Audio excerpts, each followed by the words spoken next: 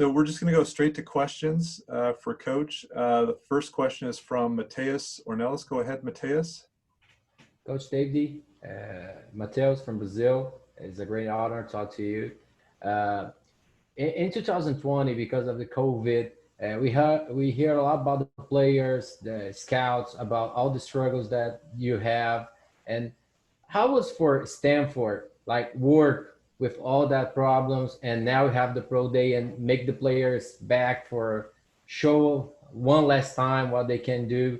And how was for the coaching staff, like dealing with all these problems? Well, like everybody around the world, things have been difficult. For us, we were probably in the most restrictive county in America, and our guys understood it. So we followed the guidelines as best we could. So got a chance for those guys to take classes and play football. And now things have gotten better in Northern California, which is awesome. The county restrictions are a little bit less, and we're able to have the pro day today. But I couldn't be more proud of our student athletes because they took advantage of every opportunity that was presented to them. Played hard when it was season, time to play in the season. And today they showed how hard they've been working. I mean, multiple guys running the 4.4, Simi Fajoko running the 4.3s, and Paulson Adebo running that low 4.4, high 4.3. So these guys have been working really hard, and they took advantage of this opportunity to come for this chance to be in the NFL. And the scouts were impressed, the coaches were impressed, and it was a really good day on campus. Thank you, Coach. All right, next question is from Pranav. Pranav, can you go ahead? Coach, thanks for taking my question. I just wanted to piggyback off of what you just said. Do you think each of the players showcased their full potential today? Yeah, and so I was in the NFL for 9 years and did this a lot. And what pro days are about is that last piece, right? These scouts and coaches have watched every game. They've watched every play. Many of them go back and watch your last 2 years of playing. So this is that last piece of, okay, how fast exactly is this guy? How does he look? How's he built? How's he going to jump? How's he going to go through these drills? So you take into account, this is that last 10% of the information these guys are getting. Our guys did really well. It showed how much speed we had out there on our team. You see the size of Walker Little. You see the size of Foster Sorrell. So you see big guys, fast guys. Quarterback had a heck of a day in the rain, throwing balls that cut through the wind and rain. And so I think it was a great showcase for the abilities of these guys today. And I know it'll bear itself out on draft weekend. All right, next question is from Edward Crotch. Go ahead, Edward. Hey, David. Yeah, I cover the Philadelphia Eagles for SI.com. And I just want to ask you first, I guess, about Davis Mills and KJ Costello. You had both of those quarterbacks, very intriguing prospects in the draft. Can you just talk through their strengths as, quarterbacks and even as men off the field? Absolutely. Both guys are brilliant on and off the football field, high character guys, both leaders, both have been team captains for us. Couldn't be more proud of either one of those guys than I am right now. Both come from great families. They have great backing at home. KJ Costello, of course, started for us a couple of years ago before he grad transferred to Mississippi State. Threw for 3,500 yards, 29 touchdowns. Strong arm, accurate, as I said, great leader. And once again, had a great year for us before he transferred out. I think he's got the chance to make an NFL team, and I think he's got the ability to be a starter. Davis Mills, our starter the last year and a half, really athletic, a better athlete than most people gave him credit for. I think today they saw it running in the 4.5s, running 40 in the 4.5s, making those throws on the move, going to his left, throwing the ball 45 yards down the field on a rope. So you saw his arm strength and athleticism, and also got a chance for guys to be around him and see his leadership. He's not the loudest guy, but at the same time, he carries himself very confidently and inspires confidence in others, like you always want your leaders to be. So really proud of both of these guys, and I think both of them have a chance to make some waves in the NFL. All right, next question is from Jacob Rayburn. Go ahead, Jacob. Hey, Coach. This is our first chance, obviously, to talk to you since there was some changes with your staff. wanted to take this opportunity to give you a chance to share any thoughts you have about what Coach Carberry accomplished at Stanford. Yeah, I think, Kevin Carberry kind of walked into a bit of a hornet's nest in our room. We had some injuries the first year. The guys battling through. Nate Herbig was once again an outstanding football player that we all know, but he was battling injuries through that his last year here, his first year with Coach Carberry. The next year, then we really had injuries. We thought one year was a lot of injuries, and the next year was even more injuries. We're starting 3 freshmen on the field at a time and trying to get everything organized. And then this past year, even with Walker opting out for the year, missing, a potential superstar left tackle, we came back and played our best football on the offensive line in multiple years. So I thought he did an outstanding job of organizing that group, getting that group ready to play, taking those guys from freshmen to sophomores, getting the most out of them. And then really excited about Terry Heffernan coming in from the Buffalo Bills, bringing some new stuff to us, which I think is really good, some things that worked in Buffalo. Still believes in a lot of things that we believe in, the running game that we have in, and he's going to bring in a couple new things to us also. We see eye to eye on protections, and really fired up about him as a technique teacher as well. As I talked about those guys, most of those guys going great from freshman to sophomore. Now some of those juniors becoming seniors, and our young guys coming in. I think he's going to be a great teacher for those guys, and really go back to what we've been in years past of being one of the best lines in college football. We believe that's our future here. One quick follow-up on Coach Heffernan. You've talked about in the past how important, the context you have and the people who you really trust to develop offensive line coaches. Was any of that different for you during a jobs applicant search that occurred during COVID? No, it's hard not to meet people face to face. But as you know, I have a lot of people that I know in the NFL, and Terry came highly recommended from the people that he's worked with, and even people that just knew him and being around him. We have 2 former players on the Buffalo Bills, and both those guys intimated to us that he's a perfect fit for our team. Trent Murphy doesn't approve of everybody, and Trent was very high on Terry. And if you can pass Trent's bar, that means you're pretty special. And the last couple of weeks meeting with him, with the staff, has been a lot of fun, and I think he's going to help us a ton. Thanks so much, Coach. All right, next question is from Xenophon Abraham. Go ahead. Coach, how you doing? Great to see you. Too. Got to ask you, Mr. Mills, what did you feed him? His improvement has been incredible, but what aspect of his game, in your opinion, has improved the most? I'm impressed with his mobility.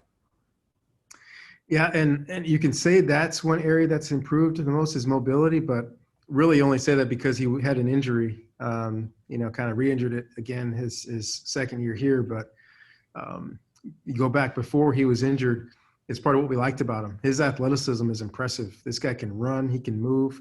And this year he was completely healthy. There were about 4, actually starting at the end of last year. He made a play against Notre Dame. Cover 0 blitz, 2 guys hit him in the backfield, and he spun out and scrambled for positive yards. This year, multiple times in the pocket, getting out of the way, sliding and making big time throws. And that's what the NFL is. And so many people misconstrue some of these different offenses where you throw a bubble screen and it goes for 75 yards and the quarterback gets credit for that.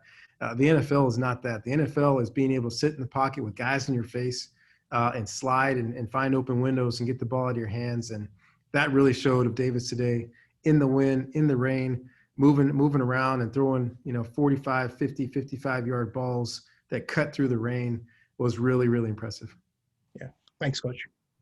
All right, next question is from Cam Inman. Go ahead, Cam. Yeah, David, that's what I was kind of going to ask you about. So let me pivot to that and just say, going back to Davis's injuries, how did he handle this? You see the adversity and what the character is of guys when they deal with injuries. What was that like for him, and how did he just battle through it? So I'll give you some context. So Davis Mills was the #1 quarterback in America. Right. He was the best quarterback that we saw. We wanted to come to Stanford. I was at his state championship game where he initially got hurt. And, we didn't expect him to come and start as a freshman. As devastating as it was, we knew, okay, we didn't plan on him playing him. So he's going to redshirt. He's going to rehab. He's going to get great. We know he's going to be great. And then the second injury was the one that was really hard. And I remember going up to Davis and saying, man, I feel so bad for you. I know you just worked really hard to get back healthy. And now you're going to be, surgery and rehab again. And he said, Coach, I already been through it once. I'll go through it again. Just that calm, that comfort, that confidence, like, it's okay. This is just another hurdle. I'll be fine. And he was, and he came back full speed, back to being able to run and jump and cut and do all those things that impressed us initially. So yeah, the injuries were difficult, but really showed who he was and the kind of resilience and confidence that he has. Thanks, David. All right, next question is from Kaylon Jones. Go ahead, Kaylon. Hey, Coach, appreciate you. Earlier, you mentioned how pro days are that last piece in terms of the puzzle for these prospects. But in an abnormal year, how were your interactions with NFL scouts and personnel? How did that differ from typical years for you? The biggest difference was we have a complete open door for the NFL scouts. So they can come by anytime. And that's where it was really different because the scouts really love to come and watch the guys practice. You get to see work ethic. You get to see get coached, get corrected as you put the game plan in. And that was hard for those guys. So this pro day was the first time many of these guys have seen our players in 2 years. So for them to come in and see how big and physical Walker is and how trim he was, to see Simi Fehoko, and they haven't seen him in 2 years. Like, oh, wow, like this guy can really run and jump and explode, and Paulson Debo, et cetera. So that's been the biggest difference is guys don't have that. They usually come, they watch 2 practices or some come early in training camp and some come at the end of the year.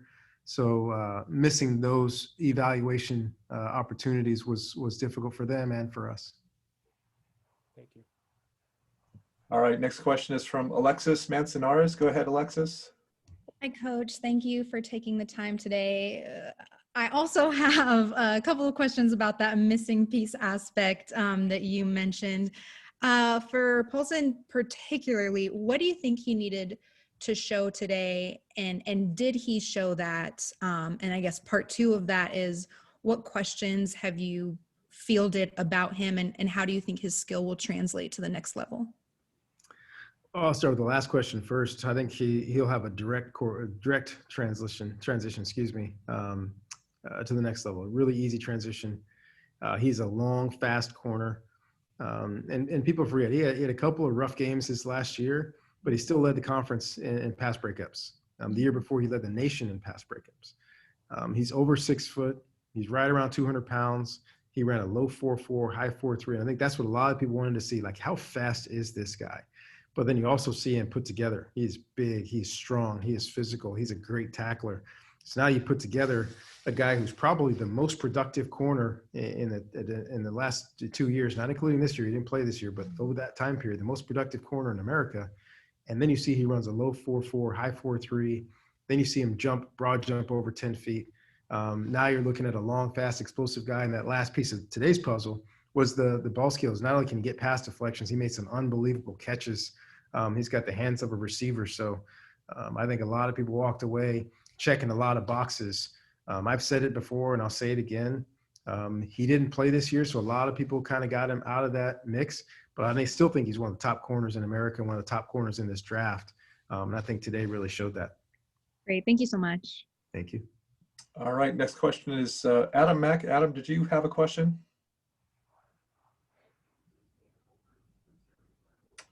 Okay, I guess not. Next question is from Troy Clarity. Go ahead, Troy. Coach, good to see you as always.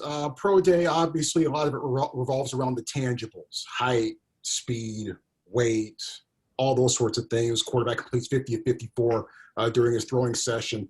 What about the intangibles? Are there ways that this day can also be about the intangibles, and how can the coaching staff kind of maybe play up some of those intangibles when they're trying to showcase the student athletes out there?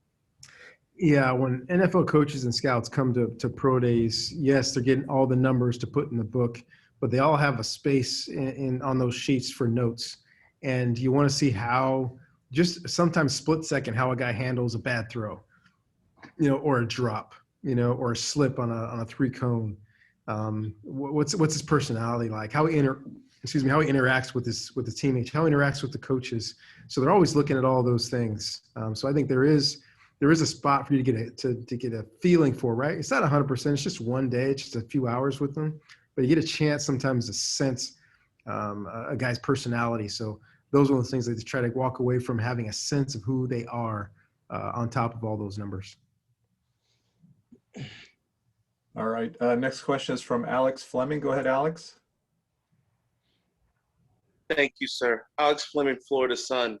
Coach Shaw, do you believe that there is a West Coast bias and that's why some of the players in the Pac-12 don't get the notoriety that they deserve?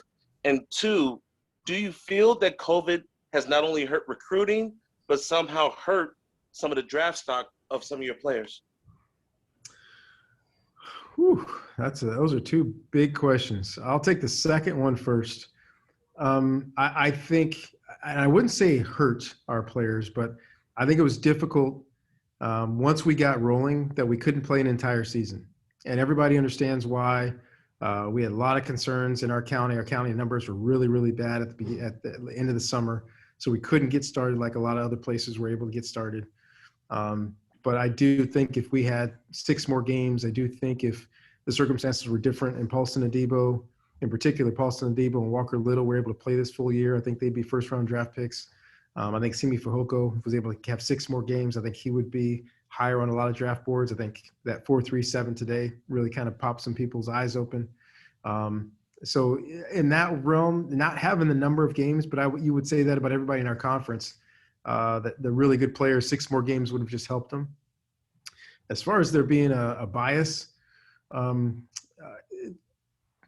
the difficult part about that is there's nobody to really blame, right? So it's hard for me to say a bias. A bias would mean there'd be somebody to blame. Our TV contracts are what they are. So if you're on the East Coast and let's say you're voting for the Heisman or you're voting for these different things and you have to stay up till 1 o'clock in the morning to watch the end of some of our games, that's difficult. So I talk about exposures. So, let's imagine that there's a running back at Alabama and imagine there's a running back at Stanford. Just a pure, throwing those two things out there. And one guy plays at noon East Coast time pretty much every week. So you get to see his game. And at the halftime of every game after that, you get to see his highlights and he gets talked about. And then the other guy plays at 7:30 at night most weeks. So if you're on the East Coast, you really watch the first half, and the second half you're going to bed. So one guy gets 4 or 5 exposures during the day, and the other guy gets half a game exposure. So yes, I think that is a difficult thing to battle until we get to the point where we can play more games or the majority of our games during the course of the day, so people on the East Coast can see us play. Then they'll really know how that unnamed running back, how good he really is. So, yeah, I think that it's a difficult thing. I think we've been talking about it as a conference for a while. And hopefully in our next TV contract, we can try to make sure that we have more games earlier and have fewer games late at night. Although some of those late night games are great, we just don't want to have a whole bunch of those late night games because we deserve to be seen throughout the day and be a more major part of college football. Thank you, Coach. All right, next question is from Mateus. Go ahead, Mateus. Coach, just to follow up, Mateus from Brazil again. You talk about the players and they talk about the program with such like a good heart, and this is, you think this is a kind of an aspect that make the family word like be a strong word for Stanford and help on when you have to recruit new guys. We have like Simi talking really good about the program. We have Walker talking about he wants to go for a college when he could be a pro player like in the first year in the NFL. You think that this kind of statements help a lot on the recruitment? Yes, 100%. And not to talk bad about any other program, but I think when you come to Stanford, you don't have a question whether or not you are getting the most out of a place, right? Where you don't have to worry about, are you getting an education or not? Like we don't have any Mickey Mouse degrees here. Like, you're going to be a real student. You're going to get something out of this place. You're going to meet unbelievable people. And we're going to care more about just how many yards you get on game day or how many tackles you get on game day. We're going to set you up for life. We're going to prepare you for life. These last 3 weeks, we've had great, we are doing this thing, Card for Life, once a week, where we're getting people come from private equity to talk to our guys. We're talking about financial literacy as far as managing your money. We're talking about real estate. Like, we're getting our guys ready for life. And I think they feel that while they're here, we're not just using them for football. We're giving them a great education. We're giving them a leg up on life. You know, people don't use that word, that phrase very much anymore, but we're really giving them a big boost when they leave this place. And I think they really appreciate it, because it's not just football.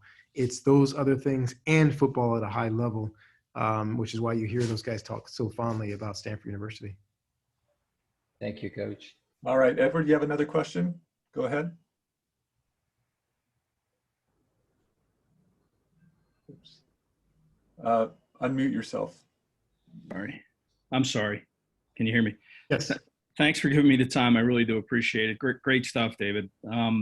I just want to ask you, I mentioned I cover the Philadelphia Eagles, and it seems like the Eagles have developed a fondness for your program. You know, they've gotten, Nate Herbig, you mentioned, Casey Toohill, J.J. Arcega-Whiteside. Can you just speak about that relationship that you might have with the Eagles? And have you seen Herbig and J.J., have you followed their careers? I know Herbig hasn't been in as long in the NFL, but have you followed them since they left campus?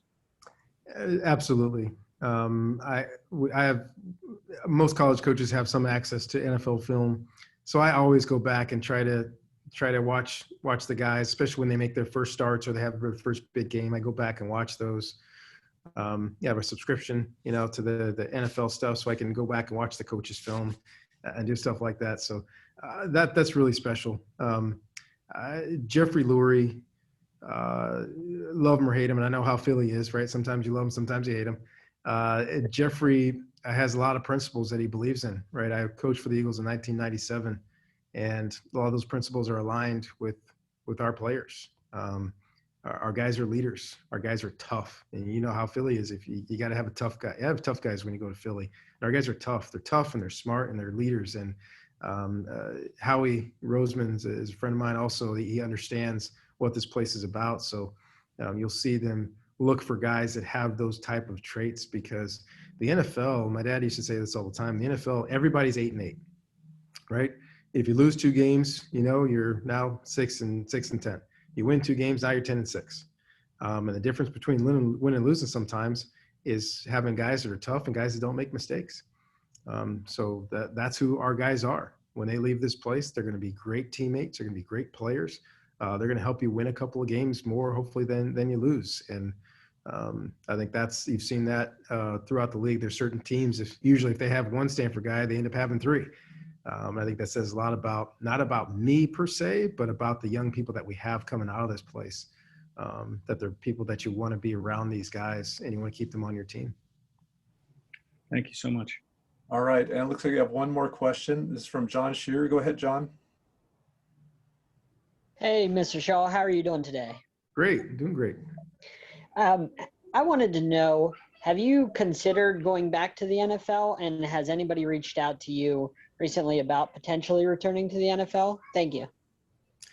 I'm going back to the NFL Network for the draft, which is great. I'm excited about that, going to Cleveland. I put it this way, I have not talked to an NFL owner or GM about a job since I took this job, going on 10 years. Over the years, people have reached out and talked to my agent. I'm very comfortable here, more than comfortable. I'm excited about what we're doing and who we're doing it with. I still never say never. You never know down the road, but I'm excited about where we are right now and coming off the pandemic, and even all these great guys. And we could have 7 of these guys or more drafted, which will be huge draft weekend for us. I still look back at our team, and I think our team has a chance to be one of the best teams in our conference and battle for a Pac-12 championship, and then who knows what after that. So I like it here. My wife likes it here. I think we're doing extremely well here. So I'm not in a hurry to leave. All right, David, thanks so much for joining us. And that will be the end of today's press conference. So thank you very much. Thanks, everyone. Yeah, thanks, Coach.